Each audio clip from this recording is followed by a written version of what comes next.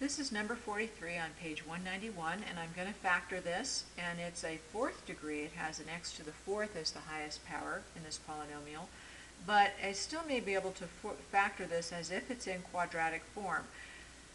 Because I notice that this is an x squared, and so at some point I'm going to be multiplying outside and inside terms and coming up with an x squared. So I've got to have x squareds in my first terms. So go ahead and frame the binomials, and to get the x to the fourth, we're going to be using x squared times x squared.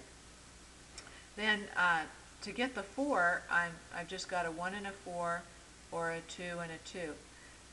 Now I have to get a negative 3 in the middle, so I'm going to opt for the 4 and the 1. So if I put a 4 here and a 1 here, I can use a 4x squared and a 1x squared, combine those to get a negative 3x squared. If I make the negative 4x squared, that's negative, and this is positive.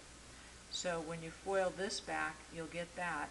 But you always have to look and make sure that it's factored completely. So until you have linear terms in your binomials, you're not really sure. So I look at this is quadratic, but is a sum of two squares, x and 1 squared. And there's nothing you can do with a sum of two squares, so you're done with that.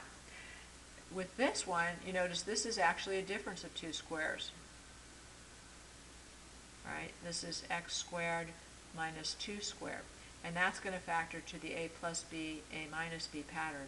So my final answer is going to have x squared plus 1, because that was a dead end. That's prime. And then the x squared minus 4 factors, this is, remember, the a plus b, a minus b pattern, so this factors to x plus 2 times x minus 2. So in the pattern, that was the a and that was the b.